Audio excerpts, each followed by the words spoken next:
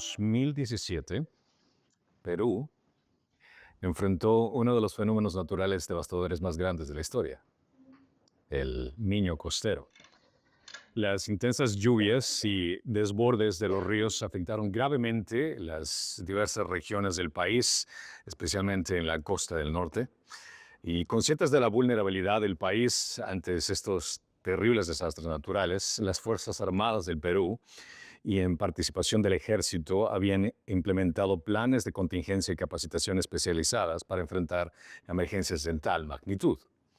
Se establecieron unidades como la primera brigada multipropósito diseñada para intervenir rápidamente en situaciones de desastre, proporcionando asistencia, ayuda y prácticamente en todo lo que tenga la necesidad del pueblo. Cuando las lluvias torrenciales comenzaron a causar estragos, el ejército de Perú desplegó inmediatamente a sus tropas a las zonas más afectadas. Los soldados participaron en labores de evacuación, rescate y distribución de ayuda humanitaria, utilizando vehículos anfibios y equipos especializados para acceder a áreas aisladas.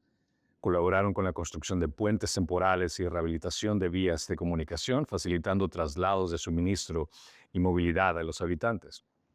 La pronta y eficiente respuesta del ejército fue crucial para salvar muchísimas vidas en el impacto que tuvo este desastre.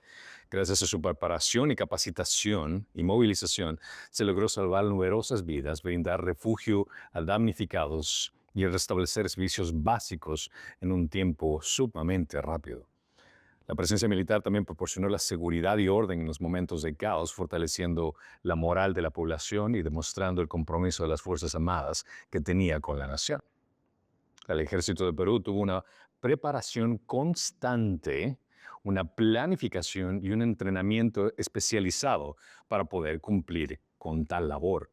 Sus actitudes de los soldados fueron fieles, que logró salvar la vida de muchas personas. A pesar de que el desastre vino en forma repentina, el ejército se mantuvo listo todo el tiempo para actuar en estos momentos críticos. Si el ejército de Perú no hubiera estado preparado para enfrentar estos desastres, las consecuencias hubieran sido devastadoras para toda la población. Pero la fidelidad y la preparación fue lo que permitió mitigar el impacto de este desastre. Su intervención no solo salvó vidas, sino que también reforzó la confianza de la sociedad en este grupo y consolidó un papel como recurso indispensable para gestión de desastres. Vemos que la labor fiel que tuvieron este grupo fue de gran impacto. Y en la parábola de Mateo 24, 45, 51, que vamos a estudiar hoy, Jesús nos invita a reflexionar sobre nuestra responsabilidad de también ser fieles en la labor que Él nos ha otorgado, como administradores de los recursos y responsabilidades que Dios nos ha confiado. Al igual que el ejército, que se prepara diligentemente para tiempos de crisis, debemos mantenernos fieles y vigilantes en nuestra vida espiritual y en nuestro llamado, sin caer en la complacencia o la negligencia. Jesús presenta una parábola enfatizando la importancia de estar listos en todo tiempo, sabiendo que la fidelidad será recompensada, pero el descuido también puede traer graves consecuencias. Así que por favor abran sus Biblias a Mateo capítulo 24 del 45 al 51. ¿Quién es, pues, el siervo fiel y prudente, a quien su señor puso sobre los de su casa para que les diera la comida a su tiempo? Dichoso aquel siervo, quien cuando su señor venga lo encuentre haciendo así. De cierto, les digo, que lo pondrá sobre todos sus bienes. Pero si aquel siervo es malo y dice en su corazón, mi señor tardará, y empieza a golpear a sus consiervos, y come y bebe con los que se emborrachan, vendrá el señor de aquel siervo el día en que no lo espera y a una hora que no sabe, y lo azotará severamente y le asignará un lugar con los hipócritas. Allí será el llanto y crujir de los dientes. Señor, abre nuestros corazones y mentes por el poder del Espíritu Santo para que al estudiar tu palabra, Señor, tu verdad sea proclamada en lo más profundo de nuestro ser.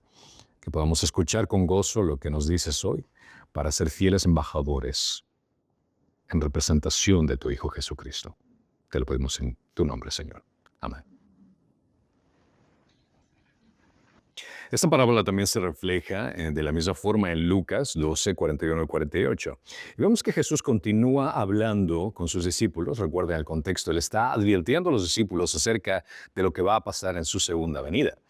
Pero el énfasis no era tanto el hecho de que cuándo va a ocurrir la segunda venida o qué es lo que tenían que ver para poder estar listos para ir al cielo. No, el punto y el énfasis sobre todo esto era la vigilancia, la fidelidad. Él quería que sus discípulos consideren la importancia de estar preparados. Presenta esta parábola utilizando personajes a su audiencia que entendería perfectamente lo que es el contexto de un señor y su siervo, haciendo referencia a un señor que prácticamente le pide a un siervo que está en responsabilidad de su casa, y lo cual todos ellos entendían esa relación, un concepto normal en su contexto cultural. Y habla acerca de este siervo fiel, que sería fácilmente entendido en la jerarquía de la sociedad como una persona que se le dio una responsabilidad y tiene un deber de obedecer lo que se le pide. Considerando el contexto de Mateo, al considerar los eventos escatológicos de la segunda venida, Jesús hace un énfasis para que los discípulos consideren el comportamiento en la espera de su segunda venida. Nuevamente, el punto no era acerca de cuándo viene. El punto que Jesús quiere enfatizar con diferentes referencias y ahora sobre todo con esta parábola es el comportamiento que Él espera de los siervos. Él espera que sus seguidores sean siervos fieles y prudentes en medio de la incertidumbre. Líderes que cumplan sus deberes espirituales con integridad a pesar de las circunstancias. Debo recalcar, el término siervo incluye no solamente a los líderes religiosos, sino a todos los creyentes en general. La fidelidad y la prudencia no son exclusivas únicamente del pastor o aquellos que sirven en un proceso de liderazgo. Es específicamente para todos. Con todo, vale la pena recalcar que cuando se lee la palabra aquí que dar de comida a tiempo, inmediatamente haces una relación de la responsabilidad pastoral que tienen de alimentar espiritualmente a la iglesia y las consecuencias que vienen al descuidar este deber. Si leemos en 1 Pedro 5.1, menciona, por tanto, los ancianos entre ustedes, exhorto yo, anciano como ellos, y testigo de los padecimientos de Cristo y también participante de la gloria que se ha de ser revelada, pastoreen el rebaño de Dios entre ustedes, velando por él, no por obligación, sino voluntariamente, como quiere Dios, no por la avaricia del dinero, sino con sincero deseo. Tampoco como teniendo señorío sobre los que han sido confiados, sino demostrando ser ejemplo del rebaño. Y cuando aparezca el príncipe de los pastores, ustedes recibirán la corona inmarcesible de gloria. El liderazgo cristiano es un servicio, no es un dominio. La posición que yo tengo ante ustedes no es el hecho para que ustedes hagan cosas para mí. Es el contrario. Es el hecho de que yo les esté sirviendo a ustedes.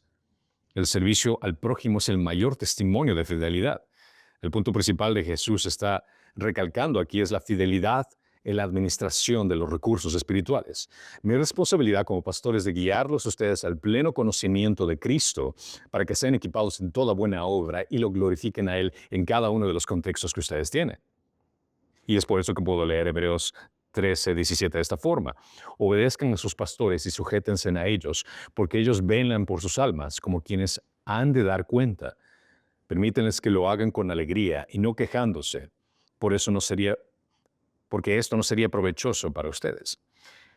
Mi tiempo de preparación del estudio de la palabra es para equiparlos a ustedes. El hecho de que Dios les pide a ustedes que obedezcan al pastor no es por el hecho de que yo tenga que decirles qué es lo que tienen o no tienen que hacer con su vida en el aspecto de logística, sino es lo que dice la palabra de Dios para que ustedes obedezcan a Él. Y únicamente soy aquel que prepara el sermón, que los guía, que los educa, que los instruye en la palabra de Dios para que ustedes sean obedientes a Él. Esa es la idea. Y menciona aquí que es dichoso aquel siervo cuando su Señor venga. Jesús dice a los discípulos que su rol como líderes y responsabilidad que tiene es de vivir esperando activos y siendo diligentes de su llamado ante su regreso. La dicha depende de hacer lo correcto. La dicha viene a ser como la bienaventuranza al momento de la venida del Señor, que no es solamente de aparentar felicidad, no es únicamente de pretender ser alguien, sino de estar haciendo algo activo. El término bienaventurado indica no solo la aprobación divina, sino también la participación en el gozo y la recompensa del Señor. La bienaventuranza está ligada al cumplimiento del deber asignado. La bienaventuranza viene a ser el hecho de que Dios te pide que hagas algo, que seas obediente a su palabra y que tú lo hagas y Él viene y se da cuenta que lo estás haciendo. Ahí está el gozo. La bienaventuranza proviene de un compromiso continuo en la obra que Dios te ha asignado. Y recalco nuevamente, es el hecho de que no se trata de mi posición. Este no es un sermón que es únicamente para mí como líder o pastor, sino también para ustedes. Y que cada uno de ustedes ha tenido un don específico dentro del cuerpo de Cristo, lo cual nos hace uno. Si es que yo soy el único que está siendo obediente a la palabra de Dios y les presento la palabra de Dios, que es lo que Dios les pide que hagan ustedes, pero ustedes no lo hacen, el problema sería de ustedes, no es mío. Yo estoy siendo fiel en la responsabilidad que Dios me ha dado, pero cada uno de ustedes Dios le ha dado una responsabilidad específica con un don específico dentro del contexto en el cual que ustedes se encuentran, tanto dentro de la iglesia, como en sus familias, como en su trabajo, como en su barrio, como aquellas personas que evangelizas que desconoces. Tú tienes una responsabilidad. Y qué dichoso el hecho de que cuando venga el Señor te encuentre ejerciendo ese don que Dios te ha dado. Ese privilegio que es parte de su familia y que hagas todo para su gloria. Para los discípulos implicaba que su obediencia y diligencia eran esenciales para recibir aprobación del Maestro. Le recordaba que el reino exigía acción y compromiso continuo. Ser encontrado fiel es la mayor recompensa que un creyente tiene. Lo pongo de esta forma. Pablo lo dice así. Ahora bien, hermanos, con respecto a los tiempos y las épocas, no tienen necesidad de que les escriba nada, pues ustedes mismos saben perfectamente que el día del Señor vendrá así como ladrón en la noche. Que cuando estén diciendo paz y seguridad, entonces la destrucción vendrá sobre ellos repentinamente, como dolores de parto a una mujer que está encinta y no escaparán. Pero ustedes, hermanos, no están en tinieblas, para que el día los sorprenda como ladrón, porque todos ustedes son hijos de la luz e hijos del día. No somos de la noche ni de las tinieblas, por tanto, no durmamos como los demás, sino que estemos alerta y seamos sobrios. Reitero esta última línea. No durmamos como los demás, sino seamos alerta y estemos sobrios. El énfasis aquí es el hecho de que no tengamos una vida en comodidad. No seamos como el mundo que piensa únicamente cosas mundanas. No seamos como los demás que únicamente consideran el hecho de que cuándo voy a tener mi próximo cheque o cuándo voy a tener mi próxima casa, mi próximo auto, lo que sea, en cosas materiales que únicamente van a pasar, van a perecer. Sino que tu vida tiene que estar pensando, ¿cómo voy a glorificar a Dios en este día? ¿Qué es lo que voy a hacer para que Cristo sea exaltado por medio de mi servicio? Ya sea con cualquier cosa que Dios te provea físicamente, está bien, pero el final va a ser glorificar a Dios. Tu familia, tu trabajo, los que Dios te provee en tu vida, va a ser el medio para glorificar a Dios. Hacer enfatiza la acción continua y el fiel siervo en su tarea debe ser encontrado con una actitud que está trabajando, está haciendo algo. Implica una evaluación y descubrimiento en el momento inesperado. Te lo pongo en términos simples. Si es que tú tienes un trabajo y tienes empleados en tu caso, y tú les estás pagando a estos empleados para que hagan su trabajo, y de pronto llegas y los encuentras en el teléfono y sin hacer nada, ¿cómo te sentirías tú como dueño de esa empresa? Dirías, qué buen trabajador que tengo en este momento, o sea, qué increíble cómo se esfuerza en poner su dedo en el teléfono y darle vueltas. La primera idea que tienes a tu mente es, chao, ¿qué me vas? Tú tienes una responsabilidad y tienes que hacer exactamente lo que te estoy pidiendo. Ahora, en este caso, considera que el tiempo que se está dando, el contexto antiguo, un siervo fiel podría ser elevado a posiciones de gran autoridad, reflejando la confianza que el amo tenía para la persona. Porque le iba a poner encima de responsabilidad de varias cosas. El tema de la vigilancia y la fidelidad se encuentra desde los profetas hasta Apocalipsis, donde se destaca la recompensa para los siervos fieles. En Isaías 40:10 menciona, miren, el Señor Dios vendrá con poder y su brazo gobernará por él. Con él está su galardón y su recompensa delante de él. En Apocalipsis 22:12, por tanto, yo vengo pronto y mi recompensa está conmigo para recompensar a cada uno según sea su obra. Eso implica que Dios te salvó para que seas activo, para que estés haciendo algo. No es únicamente que te dio una tarjeta como en Monopolio que sales libre de la cárcel. No se trata únicamente del hecho de que ya eres salvo y eso es todo, sino que es salvo por un propósito, para glorificarlo a Él haciendo algo. Dios es justo y recompensa la fidelidad. Su provisión y bendición no son arbitrarios, sino basados en el cumplimiento de los propósitos de cada uno de sus seguidores. Puede parecer un gran sacrificio el poner a un lado el beneficio propio y enfocarte en el reino de Dios, ya que si consideras el hecho de que en lugar de estar aquí en la iglesia, podrías haber ido al lago, en lugar de tal vez hacer una reunión con tu familia, estudio bíblico, podrías estar viendo una película, o cualquier cosa que se trate acerca de tu énfasis de seguir a Cristo, podrías hacer exactamente lo que el mundo hace. O el sacrificarte de ciertas cosas, entre comillas, sacrificarte de hacer las cosas que el mundo hace. Y muchas veces te sientes solo e marginado por el hecho de que muchas personas hacen cierto tipo de comportamientos a tu alrededor y que tú ya no encajas, porque eso ya no es parte de tu estilo de vida, eso no glorifica a Dios.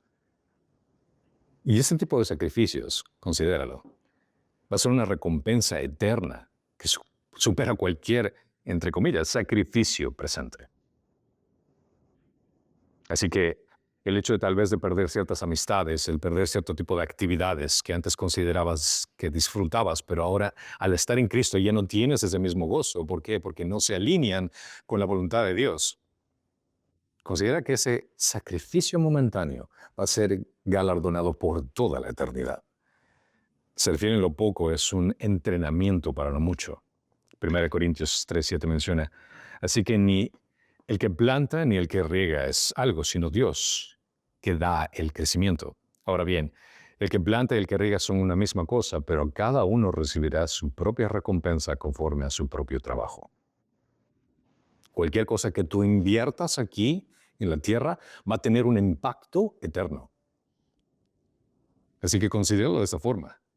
Cualquier cosa que tú inviertas aquí, en este momento, en la tierra, que puede ser tal vez un sacrificio en tiempo, en dinero, en esfuerzo, en servicio, lo que sea. Eso que consideras, bueno, me cuesta un poco, pero es que es para la gloria de Dios y el impacto va a ser eterno. Dios llama a los humanos a participar en su obra con fidelidad, asegurando que sus esfuerzos tendrán recompensa. Pero no todos los humanos responden, únicamente sus hijos, en obediencia. Esta promesa refleja el carácter generoso de Dios de recompensar la obediencia, incluso cuando la recompensa supera con creces la labor realizada. Dios es generoso, justo y confía en sus siervos fieles. Su recompensa no es proporcional al esfuerzo humano, sino es abundante en gracia. Dios en su gracia no solo nos salva de nuestra condena justa, sino que también recompensa a los creyentes fieles en posiciones de responsabilidad eterna. Quiero que entiendas esto, porque muchos desconectan esta parte. Somos criaturas que venimos a este mundo de hijos de la ira, que Dios nos redime por medio de Jesucristo al venir a este mundo, al vivir esa vida perfecta y al tomar nuestro lugar y ser castigado en nuestro lugar. Y gracias al trabajo culminado de Cristo, nos da una adopción a ser parte de su familia. Pero no solo esto, sino que también nos hace coherederos con Cristo. Y cualquier cosa que tú hagas aquí en este mundo, en esta corta vida que tienes, ya sea que tengas 60, 70, 80, 10, lo que sea, en esta corta vida te va a remunerar en la eternidad de una forma que no te lo vas a imaginar. Esa es la gracia de Dios. Como menciona Martín Lutero, las recompensas celestiales son un reflejo de nuestra disposición terrenal para servir. No desperdicies tu vida haciendo cosas que realmente no tienen un valor eterno. No desperdicies tu vida haciendo algo que es irrelevante para Dios. Como siempre les menciono, no hay tragedia más grande el ser exitoso en algo que Dios considera irrelevante. Y eso es algo que ves en la sociedad. Muchas personas que son exitosas en diferentes aspectos que para Dios no le interesa. Este pasaje desafía a la iglesia a poner como prioridad un servicio fiel, a que todos los seguidores de Cristo reflejen la inminencia del retorno de Cristo en su actividad. Se mantienen trabajando constantemente sabiendo que su Rey, su Señor, va a regresar pronto.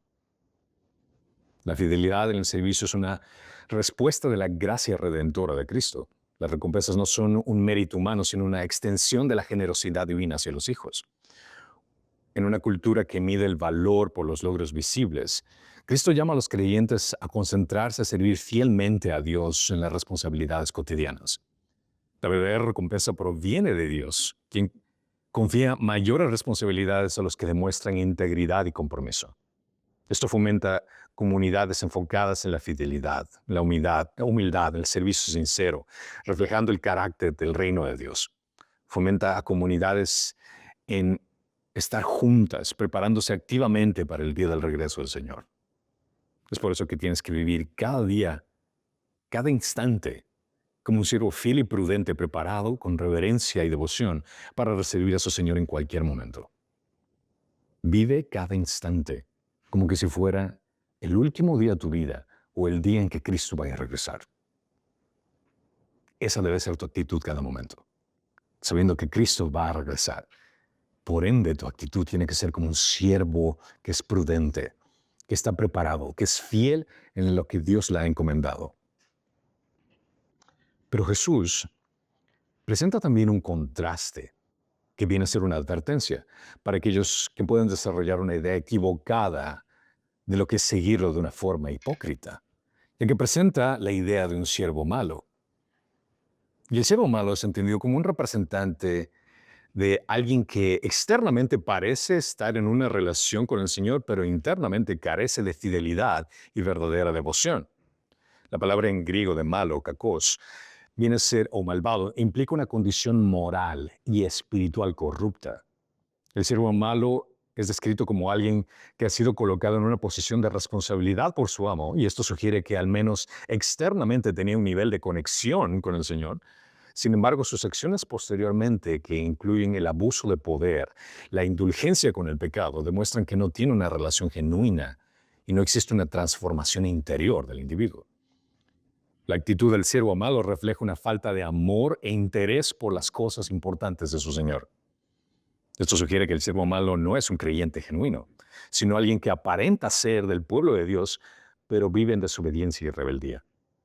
Si bien el siervo malo parece tener una relación externa con el amo, su conducta demuestra un carácter de una fe que no ha sido transformada, de una vida que no ha sido renovada.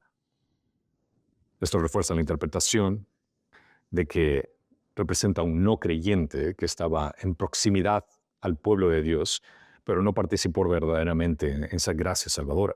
Y esta es una advertencia que Mateo dio también, Jesús menciona en capítulo 7:20. Así que por sus frutos los conocerán. No todo el que me dice, Señor, Señor, entrará en el reino de los cielos, sino el que, ¿qué dice aquí? El que hace la voluntad de mi Padre que está en los cielos. Muchos me dirán aquel día, Señor, Señor, no profetizamos en tu nombre echamos fuera demonios y en tu nombre hicimos muchos milagros. Entonces les declararé las palabras más duras que vas a escuchar. Jamás los conocí. Apártense de mí, los que practican la iniquidad. Este siervo, aunque puede haber tenido un tipo de contacto, conocimiento, una posesión tal vez de responsabilidad con Dios, si su vida y el destino final indican que nunca tuvo una fe genuina, si no tuvo una transformación interior, el Señor les va a decir, apártate, jamás te conocí. Este pasaje es una advertencia contra la hipocresía y un llamado a la fidelidad verdadera como evidencia de una relación auténtica con Cristo. Recuerda, el énfasis aquí, lo que menciona Mateo 7:20, no es el hecho de que uno que pretenda ser, o incluso, como menciona aquí, pero nosotros no hicimos esto y no hicimos aquello. Es también aquella persona que considera que su salvación está basada en sus acciones únicamente, lo cual viene a ser un error. Porque tus acciones no pueden borrar tus pecados. No importa lo que tú hagas, eso no puede eliminar tu condenación. Solo Cristo lo puede hacer. Esta persona que describe su maldad, que en su corazón emana esa maldad, señala que el pecado comienza con actitudes internas, que son manifestadas externamente. El pecado comienza en el corazón, donde el hombre dialoga con su incredulidad. Y esta persona dice, no, mi Señor va a tardar, se va a demorar. La palabra tardar refleja una percepción errónea del tiempo divino, que no se alinea con la paciencia y el propósito de Dios. En 2 de Pedro 3:8 menciona, pero, amados, no ignoréis esto, que para el Señor un día es como 1000 años y 1000 años como un día. El Señor no se tarda en cumplir sus promesas, según algunos entienden la tardanza, sino que es paciente para con ustedes, no queriendo que nadie perezca, sino que todos vengan al arrepentimiento. El retraso aparente de Dios es prácticamente una oportunidad para que la gente se arrepienta. El hecho de que Dios no venga pronto es una demostración de su gracia, esperando que la gente se arrepienta. La paciencia de Dios no es un permiso para la negligencia. El retraso aparente de Dios es una prueba donde Dios nos da para desplegar nuestra fe, nuestro carácter, nuestra obediencia. La percepción del tiempo divino revela quién confía verdaderamente en el Señor. En vista de la apatía del siervo malo, en pensar que su amo va a tardar, se entrega al abuso de poder y a indulgencia personal. Esa actitud equivocada del tiempo divino lleva a conductas negligentes y pecaminosas de aquellos que no toman en serio la palabra de Dios. Jesús advierte contra la incredulidad que produce una vida de irresponsabilidad y egocentrismo. 2 de Pedro 3:3 menciona, ante todo sepan esto, que en los últimos días vendrán burladores con su sarcasmo, siguiendo sus propias pasiones y diciendo, ¿dónde está la promesa de su venida? Porque desde que los padres durmieron todo continúa tal como está desde el principio de la creación. Considera que el retraso percibido de la segunda venida no debe ser una excusa para descuido, sino que esto es un llamado a la fidelidad constante. Y el hecho de que si es que Dios espera que la gente se arrepienta, como siervo debes estar alineado con esa decisión. Si es que Dios espera que la gente se arrepienta, ¿cuál sería tu llamado? De llamar a la gente, motivar a la gente a que entienda el Evangelio. Si la urgencia de Dios en su paciencia al no regresar inmediatamente es para que la gente logre tener un conocimiento de Él, entonces tu llamado es ser un embajador y presentar a la gente a este Señor. Porque en el caso de este siervo malo, que golpeó a sus consiervos y bebe con borrachos, este comportamiento refleja su naturaleza interna, que en lugar de servir y edificar causa daños a otros y se enfoca en sus propios deseos. Golpear y comer con borrachos refleja tanto un abuso activo hacia otros como una negligencia pasiva hacia la responsabilidad que había sido asignada. Y esto es algo que los apóstoles pudieran haber escuchado a la audiencia y hacer una reflexión, lo que menciona incluso en Isaías 5:11. Hay de los que se levantan muy de la mañana para ir tras la bebida, de los que se trasnochan para que el vino los encienda. En sus banquetes hay lira y arpa, pandero y flauta y vino, pero no contemplan las obras del Señor, viven las obras de sus manos. Esto es prácticamente la actitud de alguien que no considera importante la petición de su Señor. Voy a hacerlo con mi vida o lo que sea. Realmente el Señor va a tardar y incluso hay unos que tienen la mentalidad de al entender en cierto sentido el Evangelio. Decir, bueno, o sea, si el Evangelio es prácticamente que Jesús murió en la cruz y me perdona mis pecados, es decir, que yo puedo vivir mi vida como yo quiera. Y al final de mi vida, cuando yo tenga una edad madura, voy a arrepentirme y considerar a Jesús como el Señor y Salvador. ¿Consideras esa la actitud del siervo? No, para nada, en lo absoluto. Porque la persona que, y peor aún, para esa persona que tiene ese entendimiento del Evangelio, está asumiendo que va a tener la oportunidad de decir, bueno, yo creo en Cristo y me perdona y todo, viví bien. Pero eso es una actitud de una persona hipócrita, egocéntrica, que no entiende y no obedece y no considera la bondad y la gracia de Dios en lo absoluto. El maltrato a los consiervos es una violación a la autoridad del Señor, demostrando una falta de temor reverente hacia el dueño de la casa. La incredulidad siempre busca excusas para justificar la desobediencia. El comportamiento del siervo refleja la negligencia espiritual que surge de una percepción errónea de la segunda venida. Los líderes espirituales tenían la responsabilidad de cuidar del pueblo de Dios y cualquier abuso de esta autoridad es considerado como una violación directa a la obediencia que tienen con su amo.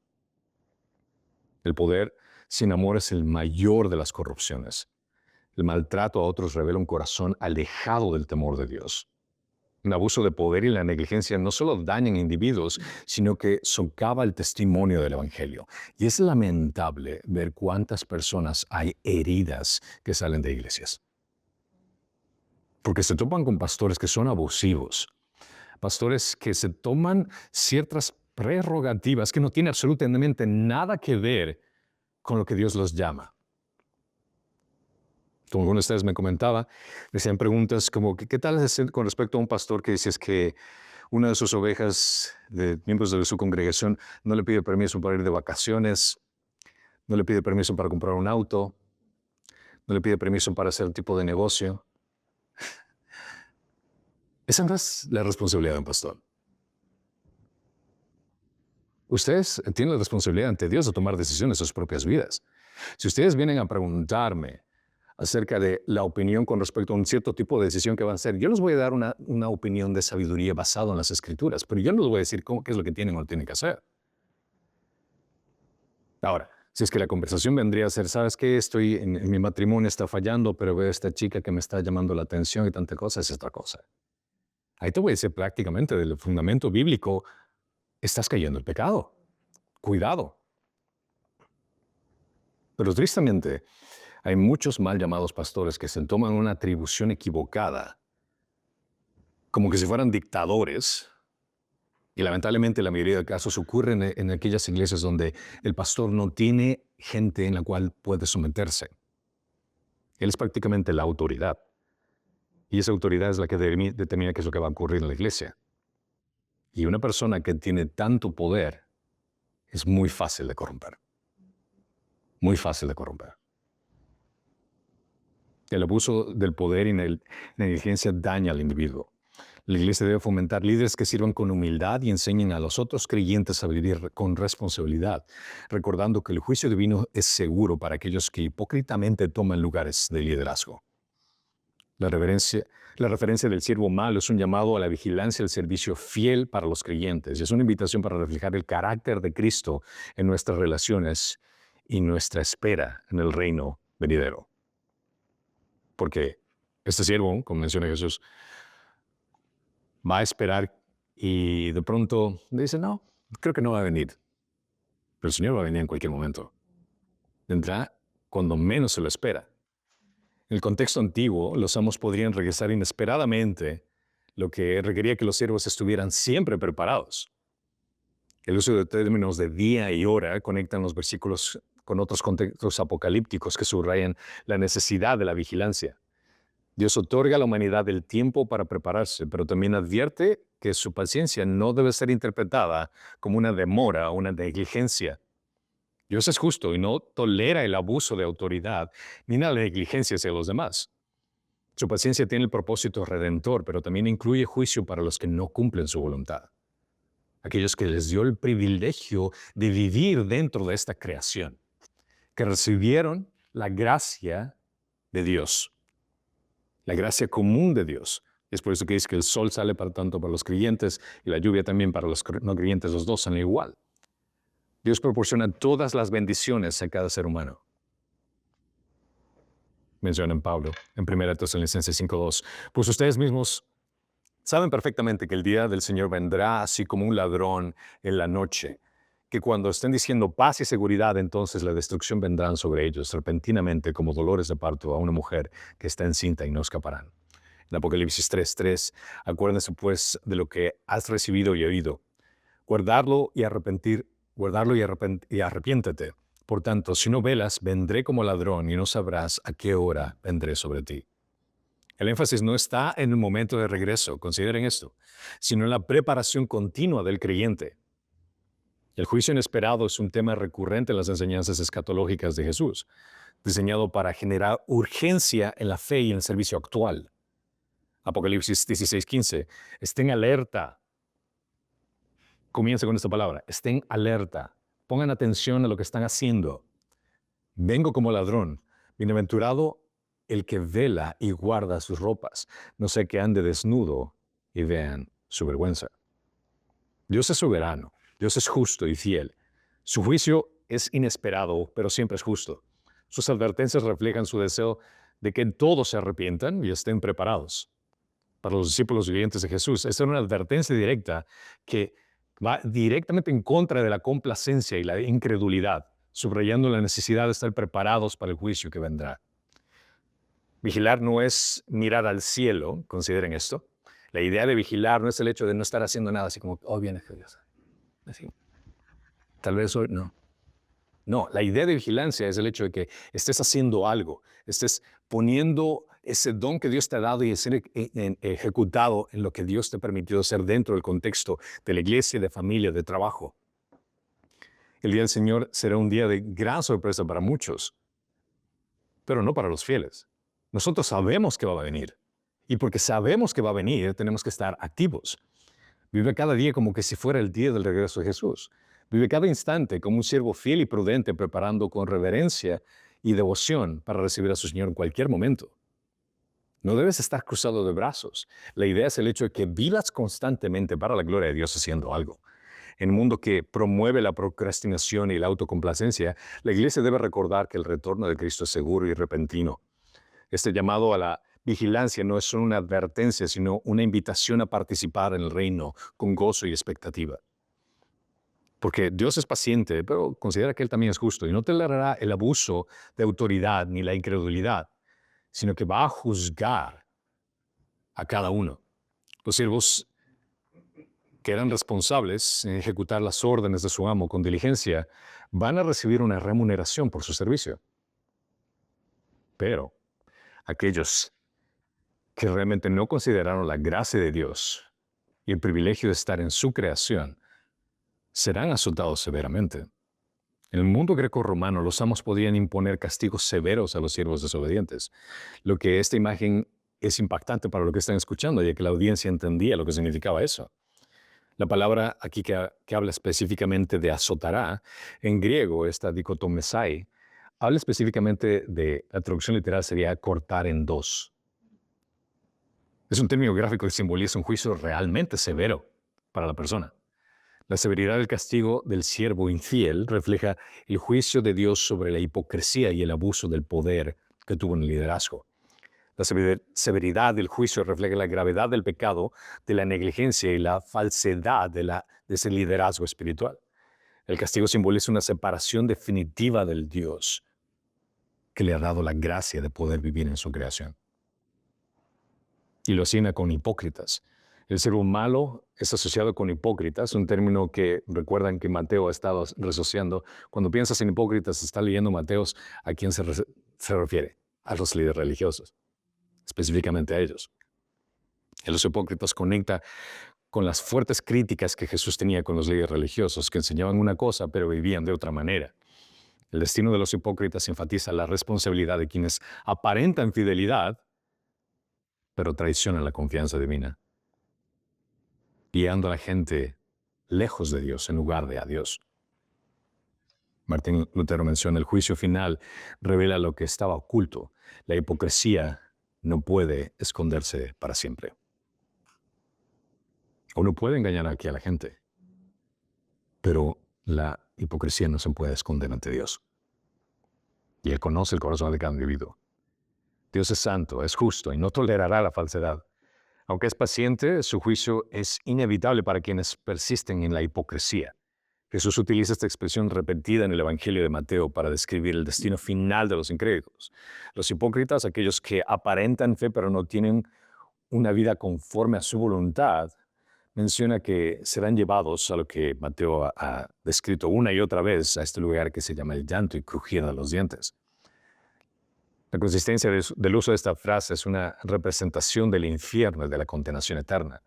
El llanto y crujir de los dientes destaca la seriedad del juicio de Dios, en el que no habrá lugar para la hipocresía ni para la indiferencia espiritual. El llanto representa una miseria inconsolable, una tristeza profunda y una desesperanza completa.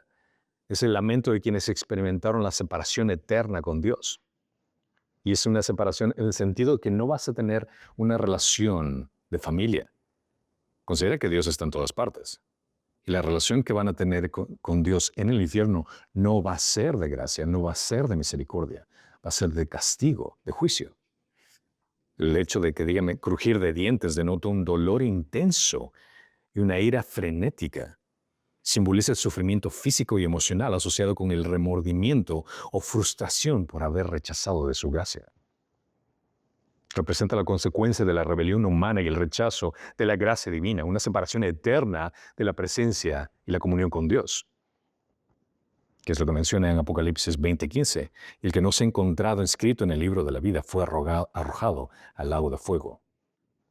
Jesús hace esta advertencia gráfica sobre la importancia de vivir en obediencia y fidelidad, una intención que era de despertar un sentido de urgencia espiritual para sus seguidores y evitar un destino que solo los hipócritas y aquellos que son negligentes van a experimentar. Él quiere que sus siervos vivan cada instante como prudentes, preparados, entendiendo la reverencia de que están sirviendo al Dios Todopoderoso y haciendo exactamente lo que Dios les está llamando a hacer, porque Él puede regresar en cualquier momento. La realidad es esa. Dios puede regresar en cualquier momento o tú puedes ir a su presencia en cualquier momento. Cualquiera de las dos.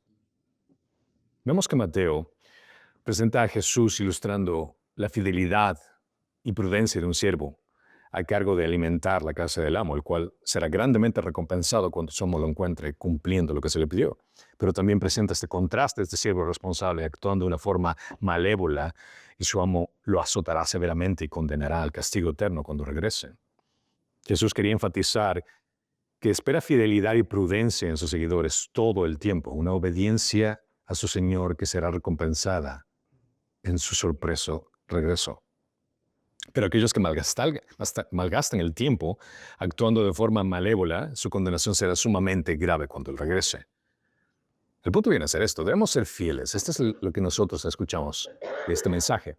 Debemos ser fieles a la voluntad de Dios, siendo prudentes en nuestra manera de vivir, no desperdiciando nuestro tiempo, ni siquiera imitando el comportamiento del mundo.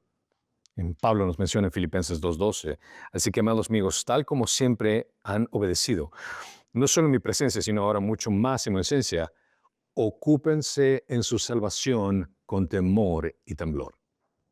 Ocúpense en su salvación con temor y temblor. El llamado que nos hace Pablo tiene un fundamento en su contexto, donde Pablo habla de la exaltación de Cristo y la confesión universal de su señorío. Para analizar el contexto, menciona por lo cual Dios también lo exaltó hasta lo sumo y le confirió el nombre que es sobre todo nombre, para que en el nombre de Jesús se doble toda rodilla de los que están en el cielo y en la tierra y debajo de la tierra, y toda lengua confiese que Jesucristo es Señor, para gloria de Dios Padre. El contexto sugiere que la exhortación a ocuparse de la salvación es una respuesta al señorío de Cristo y un modelo de obediencia que Él mismo mostró. El hecho de que te ocupes de tu salvación significa el hecho de que esa salvación que Dios te ha dado, ocúpate en ella. Trabájala. Filipenses 2:5-8 menciona, haya pues en ustedes una actitud que hubo también en Cristo, el cual, aunque existía en forma de Dios, no consideró a ser igual que Dios como algo en que aferrarse, sino que se despojó a sí mismo tomando forma de siervo, haciéndose semejante a los hombres. Y hallándose en forma de hombre, se humilló a sí mismo, haciéndose obediente hasta la muerte y muerte de cruz. Esa obediencia que Jesús tuvo con Dios Padre es lo que Él nos demuestra y nos da en ejemplo, es exactamente lo que Él quiere con sus servidores, para con Él. No se trata acerca de ti.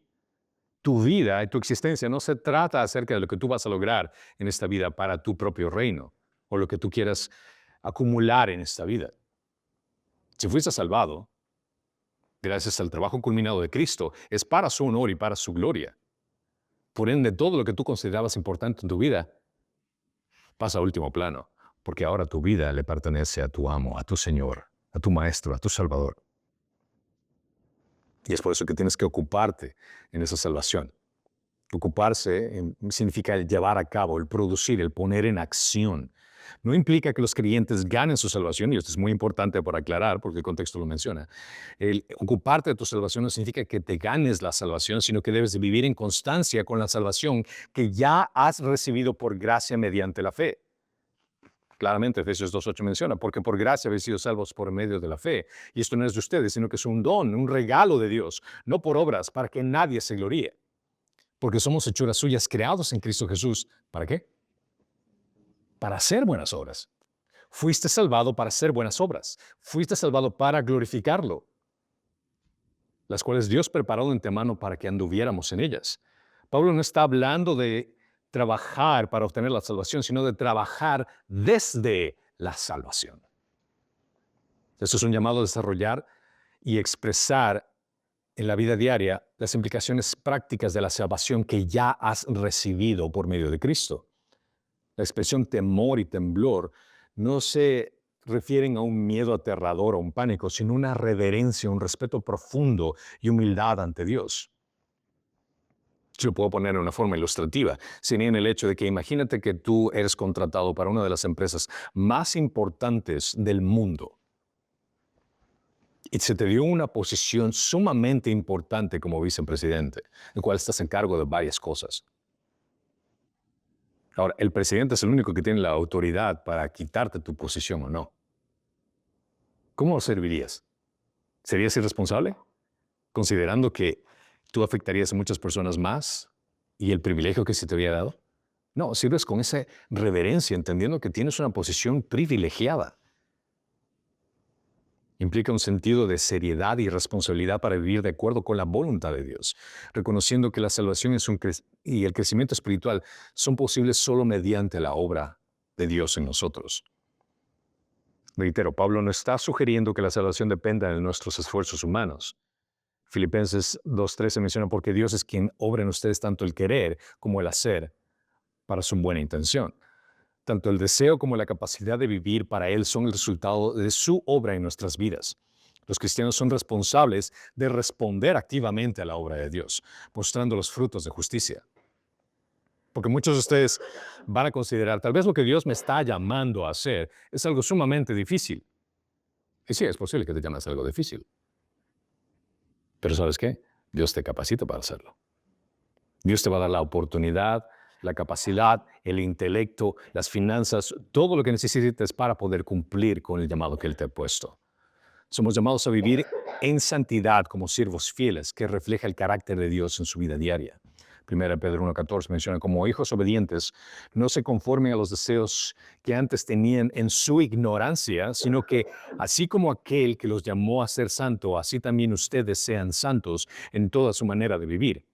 Porque escrito está, sean santos porque yo soy santo. Cristo nos ha otorgado ser parte de su familia gracias a su obra expiatoria, gracias a que Él pagó por nuestro pecado. Somos privilegiados a ser sus siervos y en agradecimiento vivimos para servirle. Debemos vivir de una manera consciente con la salvación que hemos recibido por su gracia, dependiendo de la obra de Dios y la responsabilidad personal de responder con obediencia y reverencia. Debemos de tomar la vida cristiana con seriedad, con humildad, con gozo, sabiendo que Dios es quien efectúa su propósito en nosotros. Y es por eso que vas a vivir cada instante. En mi corazón como pastor que te estoy diciendo es esto: no desperdicies tu tiempo, no desperdicies tu vida. Cada instante que Dios te da, vívelo para glorificarlo. Sé un siervo fiel que considera el privilegio de haber sido adoptado dentro de su familia. Sé prudente con cada una de las cosas que haces. Prepárate con reverencia. Incluso si es que no sabes, por ejemplo, el compartir el evangelio con alguien, prepárate.